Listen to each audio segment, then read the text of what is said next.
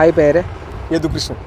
ഞാൻ 2 ഫുട്ബോളേഴ്സിൻ്റെ ഫോട്ടോ കാണിക്കും. രണ്ടുപേരുടെയും പേര് കറക്റ്റായിട്ട് പറഞ്ഞാൽ 100 രൂപ പ്രൈസ് മണി ആയിട്ട് വരും.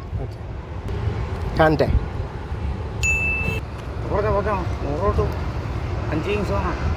സ്പെയിൻ്റെ ഗോൾ കീപ്പറാണ്.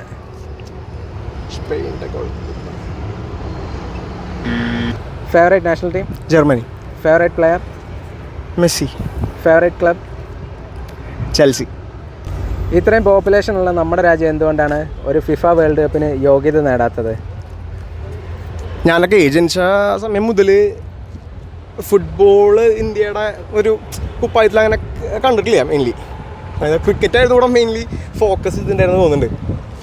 പിന്നെ മാത്രമല്ല, നമ്മുടെ നാട്ടിലുള്ള ആളുകളുടെ ഒരു ഫിസിക്കൽ അല്ലെങ്കിൽ ഒരു ഫിസിക്കാലിറ്റി അതും ഫുട്ബോളിൽ വളരെ ഇമ്പോർട്ടൻ്റ്. അപ്പോൾ യൂറോപ്യൻസിനും ഇവരൊക്കെ നോക്കുകയാണെങ്കിൽ ചോറും ഇതാനൊക്കെ കഴിച്ചിട്ട് അവർക്ക് ഇത്ര സ്റ്റാമിനൊന്നും ഇല്ല.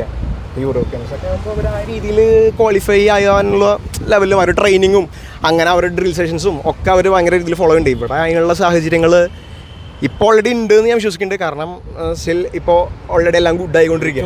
സാഹചര്യങ്ങൾ മാറി മാറി വരും. പിന്നെ ഫ്യൂച്ചറിൽ ഇന്ത്യ നമ്മളെ അഭിമുഖീകരിച്ച് അങ്ങനെ ഒരു വേൾഡ് കപ്പ് യോഗ്യത നേടുന്നൊരു സാഹചര്യം നമുക്ക് പ്രതീക്ഷിക്കാം.